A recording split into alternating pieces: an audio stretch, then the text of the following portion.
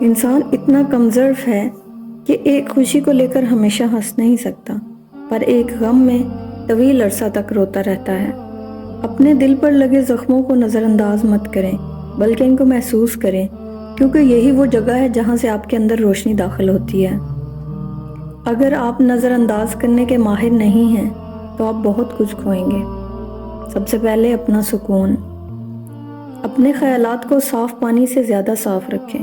جس طرح پانی کے قطروں سے دریا بنتا ہے، اسی طرح خیالات کردار اور ایمان بناتے ہیں۔ اجنبیت بہت خوبصورت تعلق ہے، کوئی آپ پر انگلی نہیں اٹھا سکتا۔ کم رشتے بنائیں لیکن مخلصی سے نبھائیں۔ محبت تو بہت سے لوگ آپ سے کر سکتے ہیں، لیکن مخلص سارے لوگ نہیں ہوتے۔ پیسے اور وقت کے درمیان سب سے بڑا فرق آپ جانتے ہیں کہ آپ کے پاس کتنا پیسہ ہے، لیکن آپ کبھی نہیں جانتے کہ آپ کے پاس کتنا وقت ہے۔ رشتوں کی رسی کمزور تب ہوتی ہے جب انسان غلط فہمی میں پیدا ہونے والے سوالوں کا جواب بھی خود ہی بنا لیتا ہے۔ قدرت نے آپ کی تخلیق میں کسی کی نقل نہیں کی، اس لیے آپ بھی کسی سے موازنہ نہ کرنے کی بجائے اپنی فطرت کو استعمال کریں۔ آپ کا رسپانس آپ کی سب سے بڑی طاقت ہے۔ منفی لوگوں اور چیزوں کے متعلق رسپانس دینا جتنا کم کرتے جائیں گے، آپ اتنا ہی پرسکون محسوس کریں گے۔ لوگ آپ کی زندگی میں آئیں گے اور چلے جائیں گے، لیکن آئینے میں نظر آنے والا شخص ہمیشہ آپ کے ساتھ رہے گا۔ لہٰذا خود کو جانیں، خود کو پہچانیں اور خود کی قدر کریں۔ ضروری نہیں کہ جو شخص آپ کو نصیحت کر رہا ہے وہ اپنی ذات میں بالکل مکمل ہے۔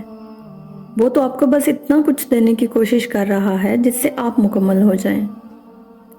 اپنی اہمیت جاننے کے بعد بھی کسی کے ساتھ لٹکے رہنا حماقت اور بے عزتی کا باعث ہے۔ دل مضبوط کرو اور جہاں اہمیت نہ ہو وہاں بیٹھے نہ رہو۔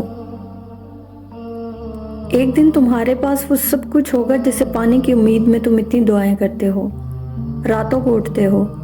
اللہ تعالیٰ تمہیں وہ سب کچھ دے دے گا جس کی تم تمنا کرتے ہو۔ تمہارا انتظار ضائع نہیں جائے گا۔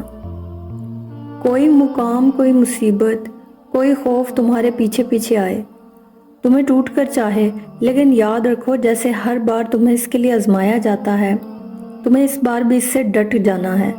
جیسے ہر مشکل کے ساتھ آسانی ہوتی ہے، اس طرح یہ مشکل بھی گزر جائے گی اور اچھے دن ضرور آئیں گے۔ اللہ تعالیٰ تمہارے ساتھ ہیں اور تمہارے حامی اور نگہبان ہیں۔